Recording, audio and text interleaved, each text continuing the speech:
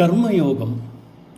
భగవానుడు ఇలా అంటున్నాడు, దేవాన్ భావయతానేన తే దేవా భావయంతు వః పరస్పరం భావయంతః శ్రేయః పరమవాప్స్యథ. మీరు ఈ యజ్ఞముల ద్వారా దేవతలను తృప్తిపరిచిన వారు మిమ్మల్ని అనుగ్రహిస్తారు. మీరు పరస్పరం సంతృప్తిపరుచుకుంటూ నిస్వార్థ భావంతో మెలిగిన పరమ శ్రేయస్సును పొందగలరు.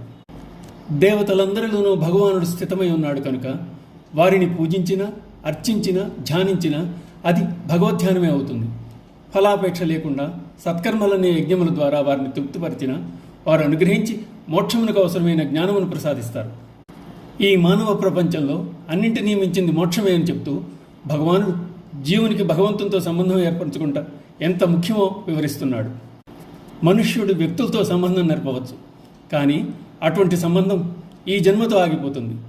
పరమాత్మతోడి బంధం ఈ జన్మంలో కాదు, జన్మ జన్మలకు వెంటనుండేది, వీడేది కాదు. జీవుల సాధనను బట్టి జన్మాంతర సంచయములన్నీ క్షేములైనప్పుడు భగవత్కరుని చేతనే జీవుడు మోక్షం పొందగలడు. ఇక్కడ యజ్ఞము అనగా స్వధర్మం. మానవులు తమ తమ ధర్మములను అనుసరించి కర్తవ్య పాలన ద్వారా ఋషులు, పితరులు, మనుష్యులు, పశుపక్షాదులను సంతృప్తిపరచుట యజ్ఞాచరణలో అంతర్భాగమే.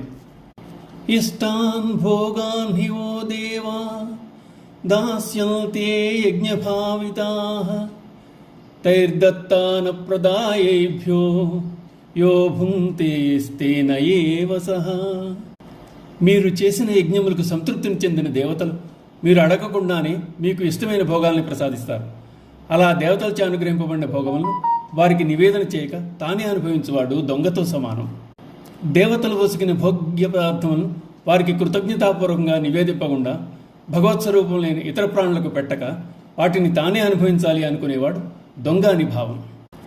ఎందుకంటే ఆహారం అనేది భగవంతుని వలన మనకు లభ్యమైంది, మన వలన సృష్టింపబడలేదు. భగవానునికి నివేదన చేయటనగా భగవంతుడు వసికిన దానికి మూల్యం చెల్లించుట. ఇక్కడ మూల్యం అనేది భక్తి కృతజ్ఞతలే.